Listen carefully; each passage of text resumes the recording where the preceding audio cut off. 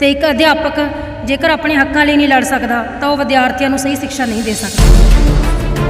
हरिंदर नूं तां पिछले 16 महीने तो 1 भी रुपया तनख्वाह भी नहीं मिली। कोई अध्यापक किन्ना क कह लीए परेशान होऊगा, डिप्रैशन च परिवार जाता है।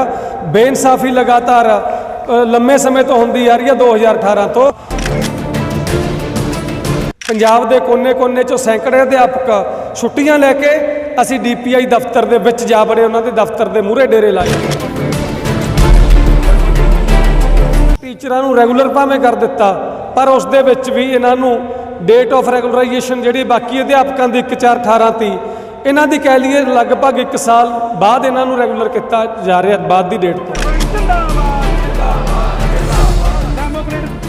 घरदिਆਂ ने सानू ये सिखाया सी कि साडे जिहड़े गुरु ने, साडे जिहड़े देश भगत ने, उन्होंने जो सच के राह ते चले आ तो उन्होंने मुसीबत कट्टनियां पईयां, तां जदों साडे मूहरे पई तो सानू भी ये सीगा कि असीं भी इस मुसीबत विचों पार पा लांगे। सरकार की तानाशाही इन्नी ज़्यादा हो रही सीगी कि सानू फाइनैंशियली लॉस हो रहा सी, बहुत ज़्यादा मानसिक तौर पर प्रताड़ना सहनी पै रही सीगी। स्कूलों के विच भी उस तरह का जिहड़ा माहौल बनया होया सीगा कि तुसीं संघर्ष के राह ते गए सीगे, यूनीयन के नाल चले सीगे, उहदे करके तुहानूं नुकसान होया। संघर्ष करते रहना ही जिंदगी है। जिस दिन असी संघर्ष करना रुक जाने उस दिन जी साडी जिंदगी आ वो भी रुक जाती आ। अज सोमवार आ, वर्किंग डे आ, पर तुहानूं दिखाउने आ कि लगभग 300 के करीब टीचर्स ने जिहड़े वो अज स्कूल दे विच विद्यार्थियों नूं पढ़ा नहीं रहे। जिहड़े अध्यापक अपने हक्की मंगदे होए उन्हां ते परचे होए, वो रैगूलर नौकरी की मांग कर रहे सी, उन्हां ते परचे होए ते अफसरशाही किस तरीके दे नाल उन्हां दी विक्टिमाइजेशन करदी आ, वो अज तुहानूं उस कहानी नाल मिलाउने, उन्हां अध्यापकां नाल मिलाउने जिन्हां ने वो सारा संताप हंडाया। तो लगभग 3 सालों बाद अज उन्होंने रैगूलर ऑर्डर जारी होया। उन्होंने साथियों को 3 साल पहला मिल चुके सी, अज उन्होंने जारी होया। ये सारा कुछ क्यों होया, अफसरशाही इस तरह क्यों करती है, तो संघर्ष करके असी किस तरीके दे नाल जित हासिल कर सकते हैं।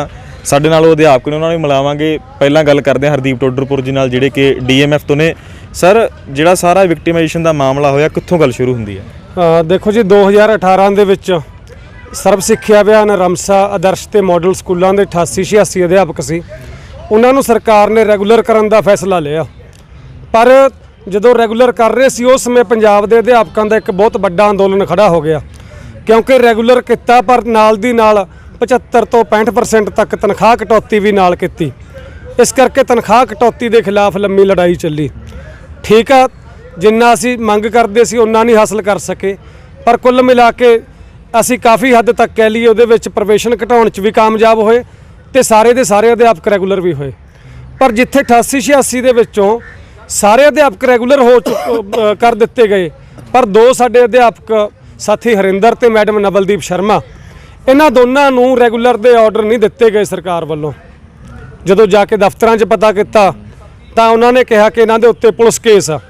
असीं अपणीआं दलीलां दित्तियां कि पहली गल तां पुलिस केस 2012 का जिहड़ा अकालियां ने पाया सी, हुण कांग्रेस सरकार भी जो उस केस की आड़ दे विच इन्हां नाल बेइंसाफी करूगी तो यह कोई अध्यापकों के मान सन्मान वाली गल नहीं है, उन्हां दे मान सन्मान के उल्ट हैगा।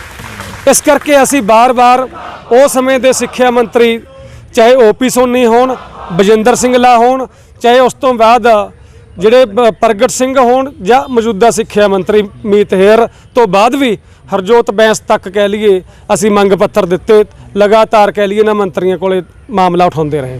पर अज दा जिहड़ा जो संघर्ष तुहानूं फिर अज तक तुसीं पहुंचे हो, तुहाडी कदे सुनवाई नहीं हुई, अज फिर तुहानूं की एक्शन लेना पिया? देखो, कारण ये सी कि जदों असी संघर्ष भी कर रहे सी ते गलबात भी कर रहे सी, पर पिछली मीटिंग जिहड़ी होई साडी 15 जून नूं सिੱਖਿਆ मंत्री मीत हेर सी उस समय, उन्होंने सानूं एक डेडलाइन दित्ती कि 30 जून तक इन्हां अध्यापकों के रैगूलर के ऑर्डर आ जाणगे दोनों के।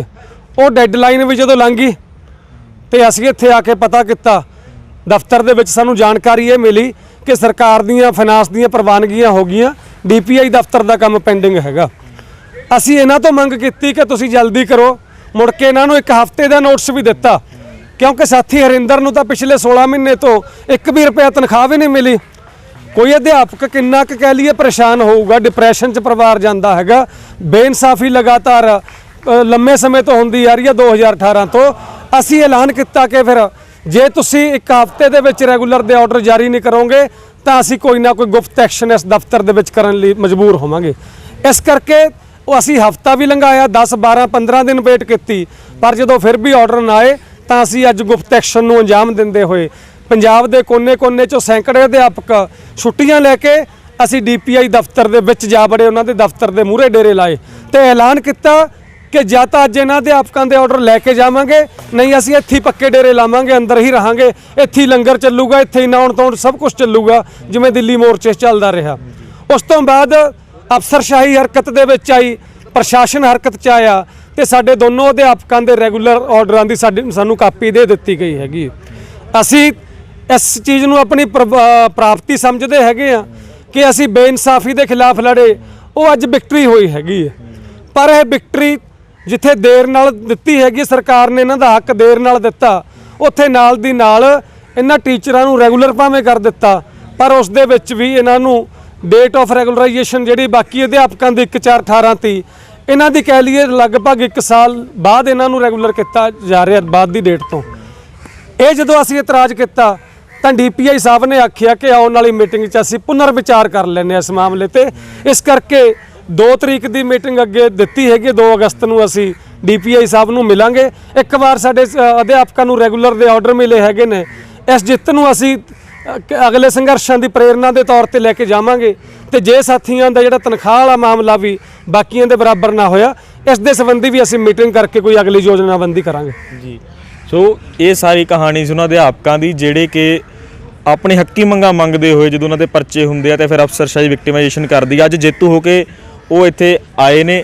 ਕਿਵੇਂ ਮਹਿਸੂਸ ਹੋ ਰਿਹਾ ਜੀ? ਇੰਨਾ ਲੰਬਾ ਸਮਾਂ ਤੁਹਾਨੂੰ ਲੱਗਾ, ਤੁਹਾਡੇ ਸਾਥੀ ਪਹਿਲਾਂ ਰੈਗੂਲਰ ਹੋ ਜਾਂਦੇ ਨੇ, ਤੁਹਾਨੂੰ ਅੱਜ ਜਿਹੜੇ ਆਰਡਰ ਮਿਲੇ ਨੇ? ਚੰਗਾ ਲੱਗ ਰਿਹਾ ਕਿਉਂਕਿ ਸ਼ੁਰੂ ਤੋਂ ਹੀ ਟੇਕ ਜਿਹੜੀ ਆ ਉਹ ਏਕੇ ਤੇ ਸੰਘਰਸ਼ ਦੀ ਰੱਖੀ ਹੋਈ ਸੀ। ਜਦੋਂ ਸਾਡੇ ਘਰਦਿਆਂ ਨੇ ਸਾਨੂੰ ਇਹ ਸਿਖਾਇਆ ਸੀ ਕਿ ਸਾਡੇ ਜਿਹੜੇ ਗੁਰੂ ਨੇ, ਸਾਡੇ ਜਿਹੜੇ ਦੇਸ਼ ਭਗਤ ਨੇ, ਉਹਨਾਂ ਨੇ ਜਦੋਂ ਸੱਚ ਦੇ ਰਾਹ ਤੇ ਚੱਲੇ ਆ ਤਾਂ ਉਹਨਾਂ ਨੂੰ ਮੁਸੀਬਤਾਂ ਕੱਟਣੀਆਂ ਪਈਆਂ, ਤਾਂ ਜਦੋਂ ਸਾਡੇ ਮੂਹਰੇ ਪਈ ਤਾਂ ਸਾਨੂੰ ਵੀ ਇਹ ਸੀਗਾ ਕਿ ਅਸੀਂ ਵੀ ਇਸ ਮੁਸੀਬਤ ਦੇ ਵਿੱਚੋਂ ਪਾਰ ਪਾ ਲਾਂਗੇ। ਉਹ ਪਾਰ ਪਾਉਣ ਦਾ ਤਰੀਕਾ ਇਹੀ ਹੁੰਦਾ ਕਿ ਤੁਸੀਂ ਸੰਘਰਸ਼ ਦੇ ਵਿੱਚ ਪਾਓ, ਲੋਕਾਂ ਦੇ ਨਾਲ ਜਿਹੜਾ ਜੁੜ ਕੇ ਰਹੋ। ਅਸੀਂ ਜੁੜੇ ਰਹੇ ਜਥੇਬੰਦੀ ਦੇ ਨਾਲ, ਜਥੇਬੰਦੀ ਨੇ ਸਮੇਂ-ਸਮੇਂ ਤੇ ਸਰਕਾਰ ਦੇ ਨਾਲ ਮੀਟਿੰਗਾਂ ਵੀ ਕੀਤੀਆਂ, ਸੰਘਰਸ਼ ਵੀ ਕੀਤਾ ਤੇ ਉਹਦੇ ਚੋਂ ਅਸੀਂ ਜਿਹੜੇ ਅੱਜ ਰੈਗੂਲਰ ਦੇ ਆਰਡਰ ਪ੍ਰਾਪਤ ਕਰਕੇ ਆਪਣੀ ਜਿਹੜੀ ਆ ਜਿੰਨੀ ਵੀ ਪ੍ਰਾਪਤ ਕੀਤੀ ਆ ਉਹ ਪ੍ਰਾਪਤੀ ਕਰ ਲਈ ਆ। ਹਾਂਜੀ ਮੈਮ, ਤੁਸੀਂ ਕੀ ਕਹਿਣਾ ਚਾਹੁੰਦੇ ਹੋ? ਇੰਨਾ ਲੰਬਾ ਸਮੇਂ ਬਾਅਦ ਤੁਹਾਨੂੰ ਅੱਜ ਜਿਹੜੇ ਉਹ ਰੈਗੂਲਰ ਦੇ ਆਰਡਰ ਮਿਲੇ ਨੇ, ਕਿੱਦਾਂ ਦਾ ਉਹ ਸਮਾਂ ਰਿਹਾ ਤੇ ਅੱਜ ਕੀ ਮਹਿਸੂਸ ਕਰ? ਮੈਨੂੰ ਅੱਜ ਬਹੁਤ ਜ਼ਿਆਦਾ ਖੁਸ਼ੀ ਹੋ ਰਹੀ ਹੈ ਕਿ ਇਹ ਇੱਕ ਤਰ੍ਹਾਂ ਸੰਘਰਸ਼ ਤੇ ਏਕੇ ਦੀ ਜਿੱਤ ਹੈ। ਜਿਸ ਰਾਹ ਤੇ ਅਸੀਂ ਪਏ ਹੋਏ ਸੀਗੇ, ਇਹ ਉਸ ਦੀ ਜਿੱਤ ਹੈ ਤੇ ਇੱਕ ਸਰਕਾਰ ਦਾ ਜੋ ਤਾਨਾਸ਼ਾਹੀ ਰਵੱਈਆ ਹੈ ਉਸ ਦੇ ਉੱਤੇ ਲੋਕਾਂ ਦੇ ਏਕੇ ਦੀ ਜਿੱਤ ਹੈ। ਤੇ ਜਥੇਬੰਦੀ ਨੇ ਨਾਲ ਬੰਦਿਆਂ ਨੂੰ ਇਕੱਠੇ ਕੀਤਾ ਹੋਇਆ। ਕਿਸ ਤਰ੍ਹਾਂ ਇਕੱਠੇ ਕੀਤਾ ਹੋਇਆ? ਜੇਕਰ ਸਰਕਾਰ ਦੀ ਤਾਨਾਸ਼ਾਹੀ ਇੰਨੀ ਜ਼ਿਆਦਾ ਹੋ ਰਹੀ ਸੀਗੀ ਕਿ ਸਾਨੂੰ ਫਾਈਨੈਂਸ਼ੀਅਲੀ ਲਾਸ ਹੋ ਰਿਹਾ ਸੀ, ਬਹੁਤ ਜ਼ਿਆਦਾ ਮਾਨਸਿਕ ਤੌਰ ਤੇ ਪ੍ਰਤਾੜਨਾ ਸਹਿਣੀ ਪੈ ਰਹੀ ਸੀਗੀ, ਸਕੂਲਾਂ ਦੇ ਵਿੱਚ ਵੀ ਉਸ ਤਰ੍ਹਾਂ ਦਾ ਜਿਹੜਾ ਮਾਹੌਲ ਬਣਿਆ ਹੋਇਆ ਸੀਗਾ ਕਿ ਤੁਸੀਂ ਸੰਘਰਸ਼ ਦੇ ਰਾਹ ਤੇ ਗਏ ਸੀਗੇ, ਯੂਨੀਅਨ ਦੇ ਨਾਲ ਚੱਲੇ ਸੀਗੇ, ਉਹਦੇ ਕਰਕੇ ਤੁਹਾਨੂੰ ਨੁਕਸਾਨ ਹੋਏ ਨੇ। ਤੇ ਇਸ ਤਰ੍ਹਾਂ ਦੀਆਂ ਸਾਰੀਆਂ ਜਿਹੜੀਆਂ ਹੈਗੀਆਂ ਸੀ ਮਾਨਸਿਕ ਪ੍ਰਤਾੜਨਾ ਦੇ ਵਿੱਚੋਂ ਲੰਘਦੇ ਹੋਏ ਜਥੇਬੰਦੀ ਨੇ ਸਾਡਾ ਸਾਥ ਨਹੀਂ ਛੱਡਿਆ, ਸਾਨੂੰ ਫਾਈਨੈਂਸ਼ੀਅਲੀ ਸਪੋਰਟ ਕਰਦੇ ਰਹੇ। ਜਦੋਂ ਤੁਹਾਡੇ ਮਨ 'ਚ ਇਦਾਂ ਉਹ ਦ੍ਰਿੜਤਾ ਕਿਵੇਂ ਰਹੀ ਕਿ ਸਾਥ ਨਹੀਂ ਛੱਡਣਾ, ਸੰਘਰਸ਼ ਨਾਲ ਹੀ ਸਾਰਾ ਕੁਝ ਹੋਣਾ? ਤੁਹਾਡਾ ਪ੍ਰੇਰਨਾ ਸਰੋਤ ਕੀ ਸੀ? ਜਥੇਬੰਦੀ ਸਾਡਾ ਪ੍ਰੇਰਨਾ ਸਰੋਤ ਸੀ, ਜਿਨ੍ਹਾਂ ਨੇ ਸਾਨੂੰ ਨਾਲ ਰੱਖਿਆ, ਭੈਣ ਭਰਾਵਾਂ ਵਾਂਗੂ ਸਾਡੀ ਹਰ ਆਰਥਿਕ ਲੋੜ ਦਾ ਤੇ ਸਾਨੂੰ ਮਾਨਸਿਕ ਤੌਰ ਤੇ ਨਾਲ ਦ੍ਰਿੜ ਕਰਨ ਦਾ, ਬਾਰ-ਬਾਰ ਹੌਸਲਾ ਅਫਜ਼ਾਈ ਕਰਨਾ, ਆਪਣੇ ਨਾਲ ਰੱਖਣਾ ਤੇ ਉਹਦੇ ਨਾਲ ਅਸੀਂ ਦ੍ਰਿੜ ਹੁੰਦੇ ਗਏ ਤੇ ਸਾਨੂੰ ਜਥੇਬੰਦੀ ਦੇ ਉੱਪਰ ਪੂਰਾ ਭਰੋਸਾ ਰਿਹਾ ਤੇ ਅਸੀਂ ਉਹਨਾਂ ਦੇ ਨਾਲ ਪਿੱਛੇ ਚੱਲਦੇ ਰਹੇ ਤੇ ਅੱਜ ਨਤੀਜਾ ਆਪਣੇ ਸਭ ਦੇ ਸਾਹਮਣੇ ਹੈ। ਤੇ ਅੱਗੇ ਵੀ ਅਸੀਂ ਮਤਲਬ ਜਿਹੜਾ ਇਸ ਸਮੇਂ ਦੇ ਦੌਰਾਨ ਜੋ ਮੈਂ ਮਹਿਸੂਸ ਕੀਤਾ ਹੈ, ਉਹ ਇਹ ਮਹਿਸੂਸ ਕੀਤਾ ਹੈ ਕਿ ਸਰਕਾਰਾਂ ਦੇ ਲਈ ਨਿਯਮ ਕੋਈ ਚੀਜ਼ ਨਹੀਂ, ਨਿਯਮ ਸਿਰਫ ਲੋਕ ਹੀ ਬਦਲ ਸਕਦੇ ਨੇ, ਨਿਯਮ ਸਿਰਫ ਏਕਾ ਹੀ ਬਦਲ ਸਕਦਾ ਹੈ। ਤੇ ਜੇਕਰ ਅਸੀਂ ਸੱਚੇ ਸੁੱਚੇ ਆਪਣੇ ਏਕੇ ਦੇ ਰਾਹ ਤੇ ਚੱਲਦੇ ਹਾਂ ਤੇ ਸੰਘਰਸ਼ੀ ਬਿਰਤੀ ਰੱਖਦੇ ਹਾਂ ਤਾਂ ਅਸੀਂ ਆਪਣੇ ਆਪ ਨੂੰ ਤੇ ਆਪਣੇ ਦੇਸ਼ ਨੂੰ ਅੱਗੇ ਲਿਜਾ ਕੇ ਜਾ ਸਕਦੇ ਹਾਂ। ਤੇ ਇੱਕ ਅਧਿਆਪਕ ਜੇਕਰ ਆਪਣੇ ਹੱਕਾਂ ਲਈ ਨਹੀਂ ਲੜ ਸਕਦਾ ਤਾਂ ਉਹ ਵਿਦਿਆਰਥੀਆਂ ਨੂੰ ਸਹੀ ਸਿੱਖਿਆ ਨਹੀਂ ਦੇ ਸਕਦਾ। ਤੇ ਜਥੇਬੰਦੀ ਤੋਂ, ਏਕੇ ਤੋਂ ਇਹ ਸਿੱਖਣ ਨੂੰ ਸਾਨੂੰ ਮਿਲਿਆ ਕਿ ਖੜੇ ਰਹਿਣ ਨਾਲ, ਦ੍ਰਿੜ ਰਹਿਣ ਨਾਲ, ਏਕੇ ਤੇ ਸਾਥ ਦੇ ਨਾਲ ਰਹਿਣ ਦੇ ਨਾਲ ਜਿੱਤ ਹਮੇਸ਼ਾ ਲੜਦੇ ਲੋਕਾਂ ਦੀ ਹੋ ਹੀ ਜਾਂਦੀ ਹੈ। ਬਹੁਤ ਬਹੁਤ ਧੰਨਵਾਦ ਜੀ। ਸੋ ਤੁਹਾਨੂੰ ਇਸ ਵੀਡੀਓ ਤੋਂ ਸਿੱਖਣ ਨੂੰ ਕੀ ਕੁਝ ਮਿਲਿਆ, ਕਮੈਂਟ ਬਾਕਸ ਵਿੱਚ ਜ਼ਰੂਰ ਰਾਏ ਦਿਓ ਜੀ। ਸੋ ਇਸ ਵੀਡੀਓ ਨੂੰ ਵੱਧ ਤੋਂ ਵੱਧ ਜ਼ਰੂਰ ਸ਼ੇਅਰ ਕਰਿਓ, ਜੁੜੇ ਰਹੋ ਦੁਨੀਆ ਦੇ ਨਾਲ।